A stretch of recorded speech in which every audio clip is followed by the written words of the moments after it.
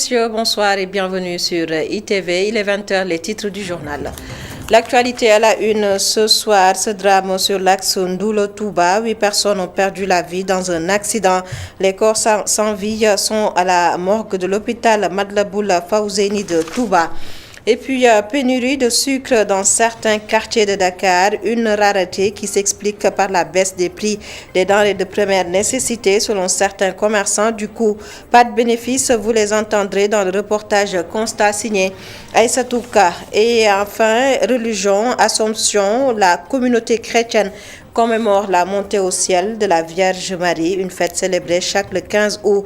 Le sens de la fête et les explications du Père Franck à suivre. Il est vicaire à la paroisse Saint-Jean Don Bosco de Nord-Foire. Vous l'entendrez également dans cette édition. Voilà pour les titres. Le développement, c'est juste après ceci.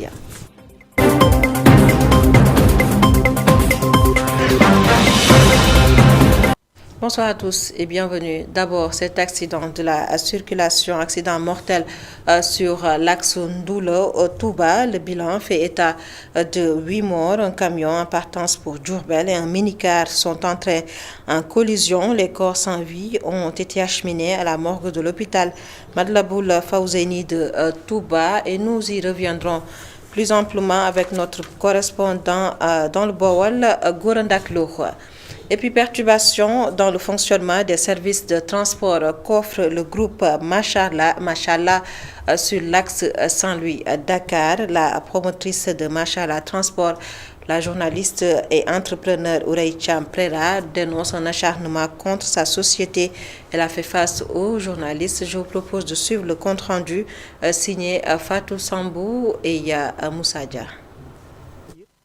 C'est une Ourey Cham très remontée qui s'est présentée face aux journalistes après un investissement de plus de 400 millions de francs CFA. En plus d'être en règle avec les lois et règlements du pays, ces bus de transport ont été interdits d'accès à Saint-Louis par le préfet. On vit une situation depuis le 12 juin 2024. Nous avions décidé d'investir dans le secteur du transport dans le cadre de la diversification de nos activités en tant que des opérateurs économiques.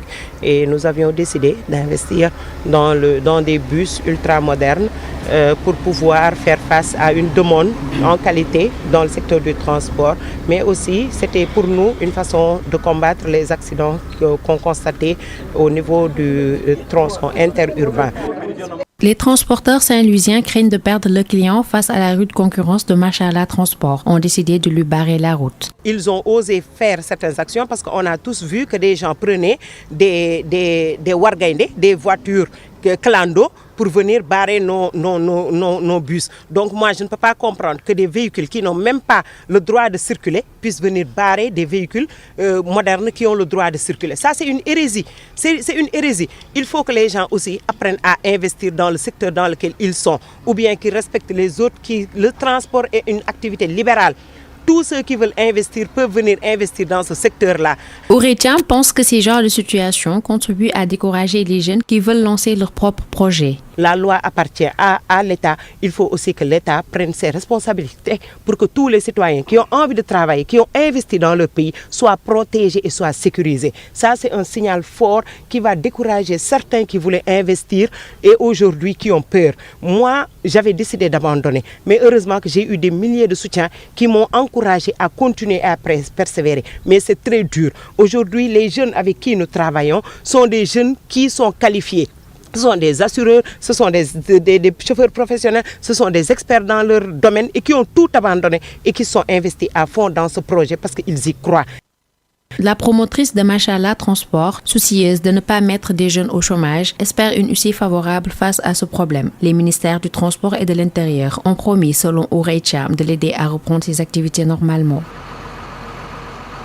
Le sucre en poudre presque introuvable dans plusieurs quartiers de Dakar. Des commerçants expliquent cette rareté par la baisse des prix des denrées de première nécessité qui ne leur permet pas de faire des bénéfices. Un reportage Constat signé Aïssatou Ka. Ñu bañu ñu jaay parce que buñu jaay buñu amé dañ ko jaayat normal sam problème duñu déranger. Dans la boutique de Abdurrahman, les clients défilent. Interpellés sur une pénurie de sucre qui frappe certaines zones de Dakar, le vendeur nous confie que la rareté du produit s'explique par le fait que la vente de sucre n'apporte plus grand-chose. Mais au contraire, je ne refuse pas de vendre le sucre, mais je ne peux pas le revendre à perte. Les grossistes nous vendent le sac de 50 kilos, mais en fait, il ne pèse pas 50 kilos, mais plutôt 44 ou 45 kilos. Nous ne pourrons pas nous en sortir à ce rythme. 43 kilos. Donc, déjà, il y a 3 kilos de différence. Soukey Diop vend du café Touba et du Kinkeliba devant son domicile. Le manque de sucre n'est pas noté. Elle assure être toujours bien approvisionnée.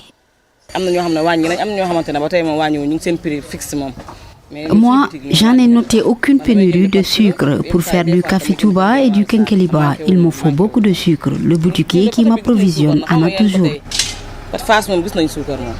Ce vendeur de café abonde dans le même sens. Selon lui, le sucre est bien disponible dans les lieux de vente. Moi, je n'ai pas noté le manque de sucre. Je suis toujours bien approvisionné en cas de besoin. Ce qui me dérange plutôt, c'est la cherté du lait. Mais pour le sucre, j'en ai toujours. Depuis l'annonce de la baisse du coût de la vie au Sénégal, une pénurie de sucre sévit dans quelques localités du pays. Du côté des commerçants, la situation est préoccupante. La baisse du prix du sucre ne leur permet pas de tirer profit des stocks déjà acquis. Aïsatouka Agriculture, la campagne risicole a bien démarré pour les GIE de Guédé Chantier, à l'exception de 2 d'entre eux, des GIE qui ont dû bénéficier de l'intervention de la coopération coréenne et de la SAED pour booster la production. Et ces producteurs comptent récolter les superficies emblavées le 20 août prochain. Les détails avec Momar Alissien. Étendu sur une superficie de 595 hectares, le casier risicole de Guédé Chantier dans le département de Podor regroupe 21 groupements d'intérêt économique. La présente campagne a été bien entamée par ces producteurs, à l'exception de ceux des GIE 3 et 6 qui faisaient face à un manque criard de moyens. Mais grâce à un financement du programme de développement de la chaîne de valeurie PDCVR de Koika et de la SAED, ces producteurs ont pu sauver la face. Pour aller en campagne et réussir la campagne, il faut que les femmes n'ont pas assez de moyens, les producteurs qui sont là n'ont pas assez de moyens pour aller en campagne. Sinon, ils vont aller tardivement. C'est pour cela qu'on a fait appel à microcrédit Koika pour qu'ils financent les 2 GIE.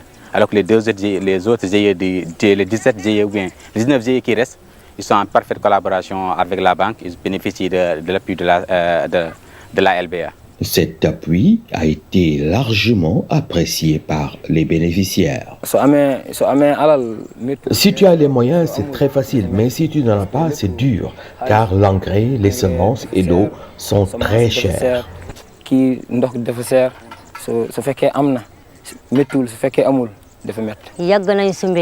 Nous sommes dans le secteur de l'agriculture depuis très longtemps, mais il faut le dire, si ce n'était pas l'appui de Koika et de la SAED, ce serait catastrophique.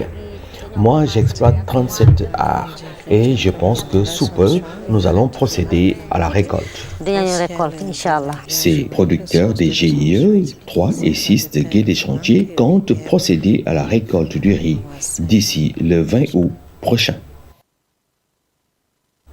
Momar Alissien, ce 15 août, la communauté chrétienne commémore l'Assomption, une fête qui marque la montée au ciel de la Vierge Marie. Le sens de l'Assomption expliqué ici par le père Franck, vicaire à la paroisse Saint-Jean Don Bosco de Nord-Foire. Il est au micro de Clément Nicolas Tchawa.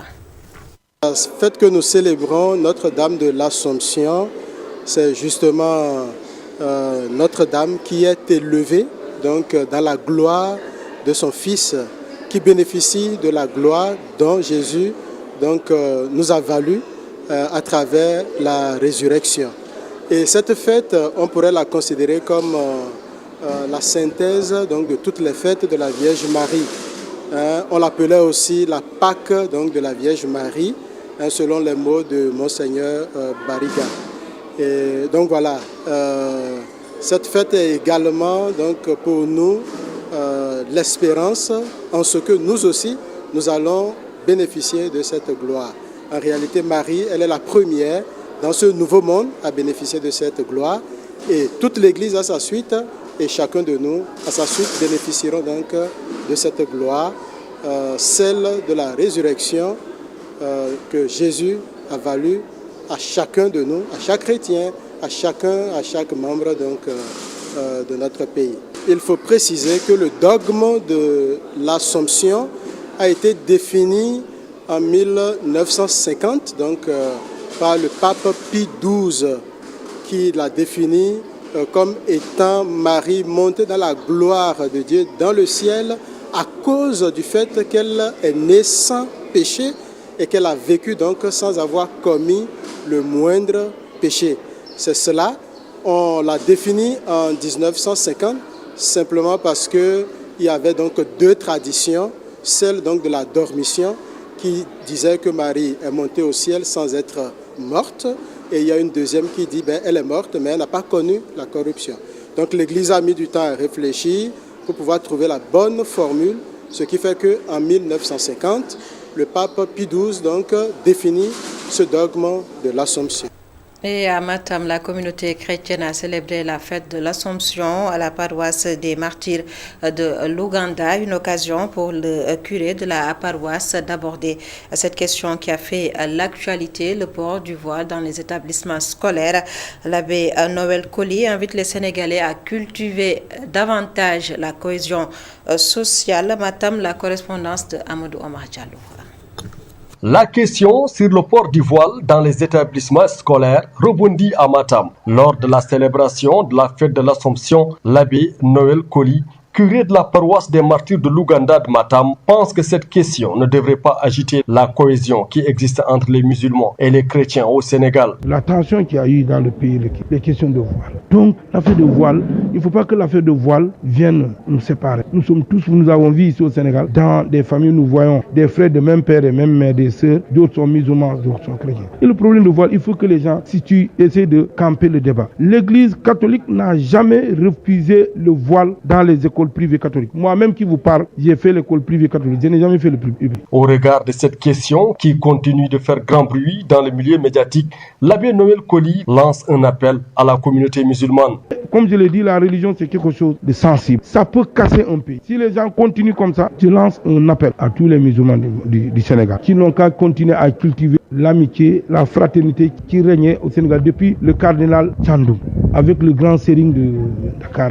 La paroisse des martyrs de l'Ouganda de Matam a été le lieu de convergence des fidèles chrétiens. Venus des différentes localités de la région, ces derniers ont célébré la fête de l'Assomption dans un climat de paix et dans la solennité.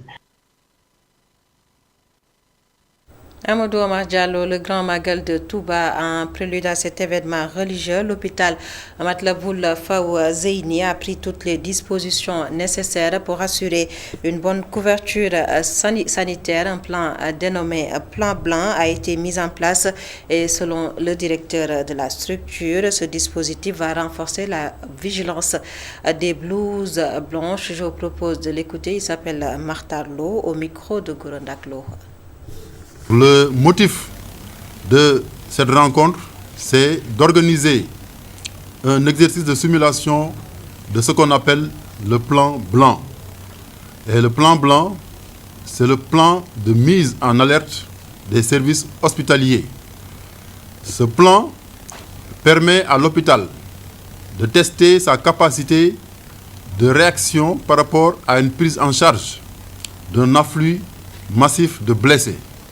Et ça rentre en droite ligne dans le cadre des activités de préparation du Grand Magal de Touba. Parce que le Grand Magal de Touba est un événement d'envergure internationale et qui mobilise beaucoup de populations.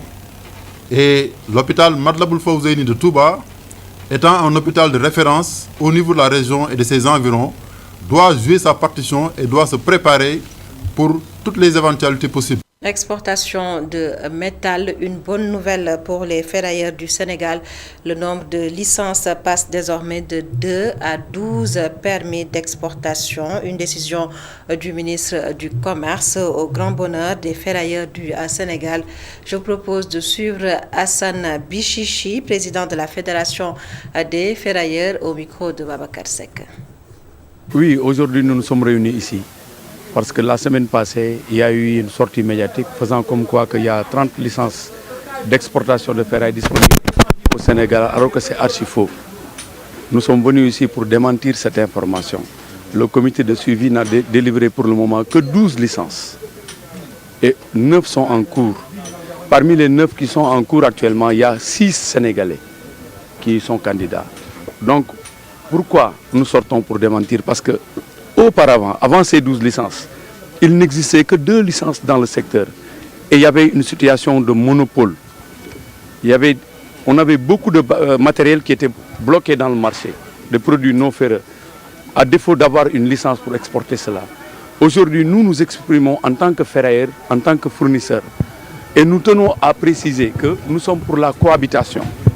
Nous voulons dire par la cohabitation l'exploitation locale, ça veut dire le ravitaillement aux industriels, mais aussi pour les exportateurs. Parce que nous ne voulons exporter que les produits que les industriels ne peuvent pas utiliser.